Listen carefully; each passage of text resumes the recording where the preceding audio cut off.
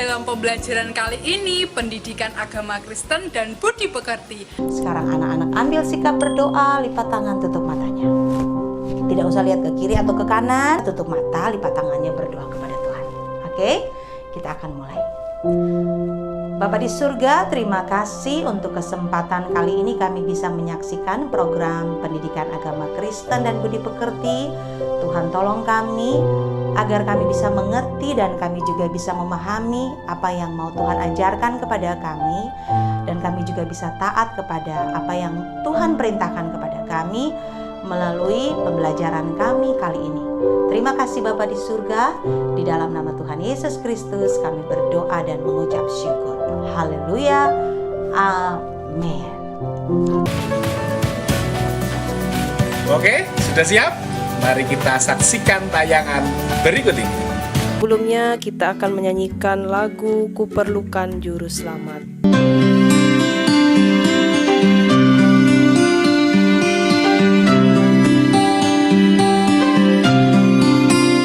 Kuperlukan juru selamat agar jangan ku sesat.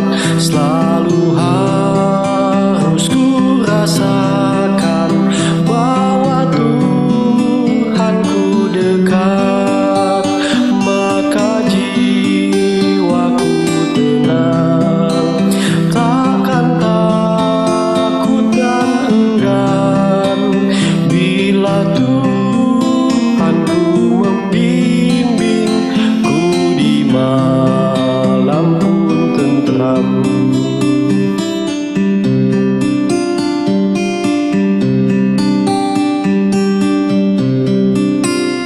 Ku perlukan juru selamat karena imanku lemah. Hiburannya menguatkan, sungguh tiada bandingnya, maka jiwaku tenang, takkan takut dan enggan bila Tuhan ku membimbing ku di malam pun tentram. Bila Tuhan ku membimbing ku di malam pun tentram.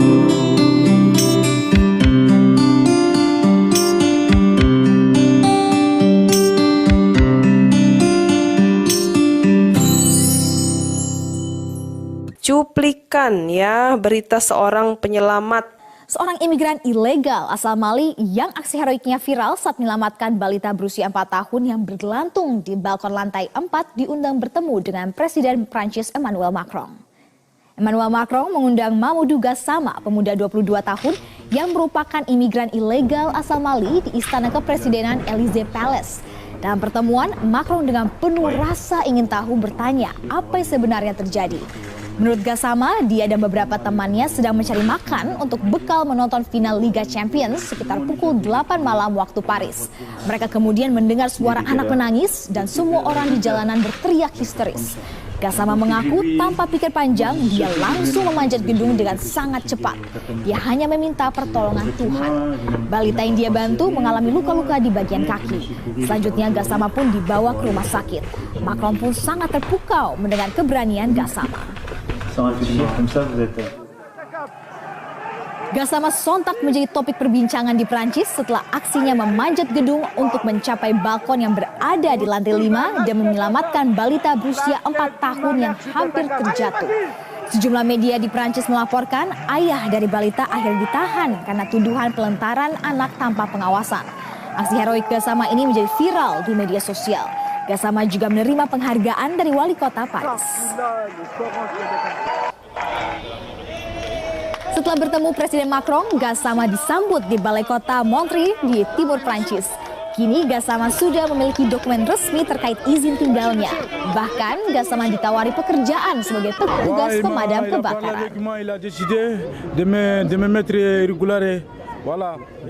Cerita di Alkitab tentang orang-orang yang diselamatkan oleh Tuhan.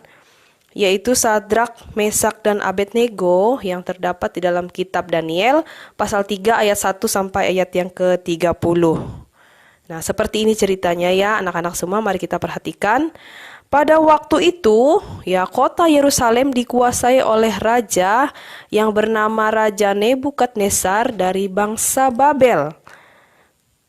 Nah, kemudian semua pemimpin bangsa pergi ke bangsa Babel. Nah, mereka pergi ke bangsa Babel itu, di sana terdapat yang dipimpin oleh Raja Nebukadnezar.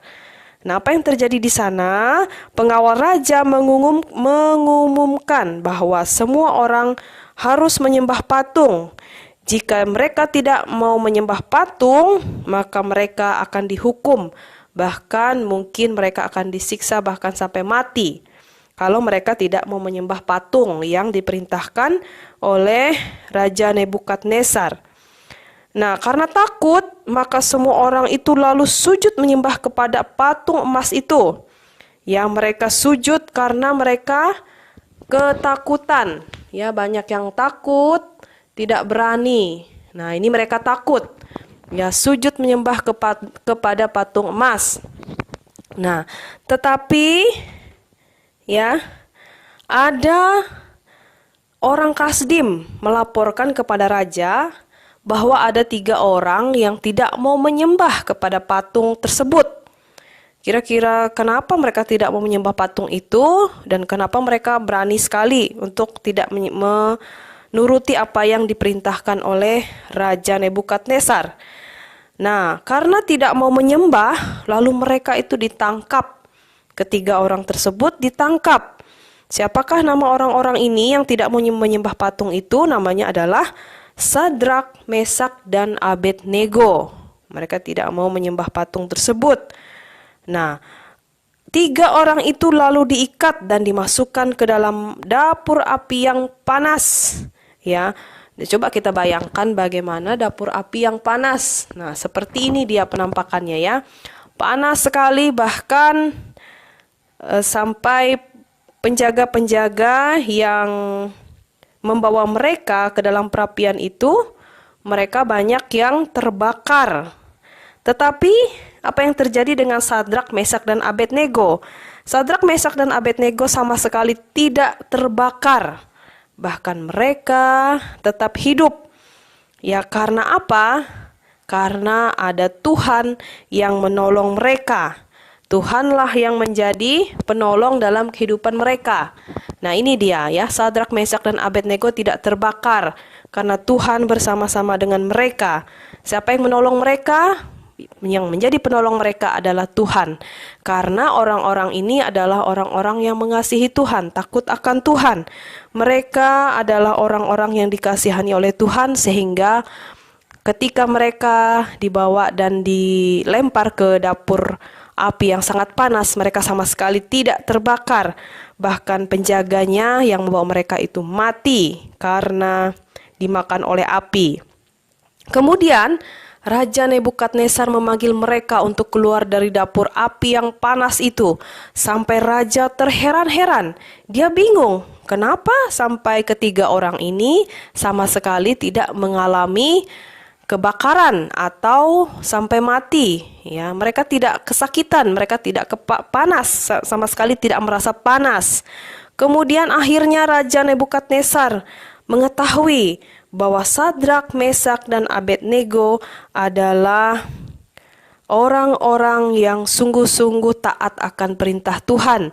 Dia tidak mau menuruti perintah Raja Nebukadnezar, tetapi mereka taat kepada perintah Tuhan saja. Nah, akhirnya Raja Nebukadnezar mengetahui bahwa yang menolong mereka itu adalah Tuhan. Tuhan yang berkuasa. Nah, karena ini terakhirnya, maka ibu akan memberikan kesimpulan dari pembelajaran kita pada hari ini.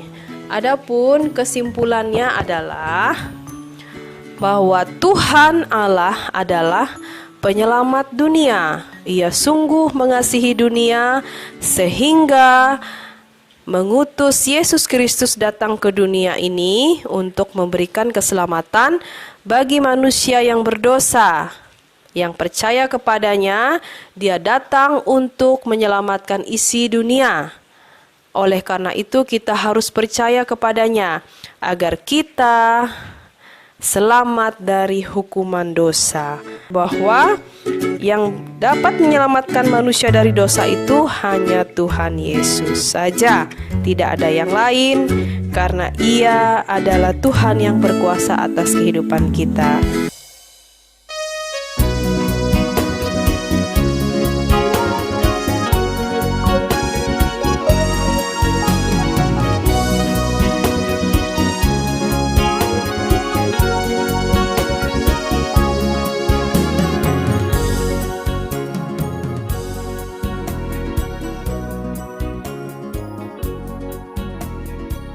Baik anak-anak, kita akan menutup pelajaran kita kali ini dengan berdoa. Kita melipat tangan kita, ya, tutup matanya. Kita naikkan pujian terima kasih Yesus. Terima kasih Yesusku,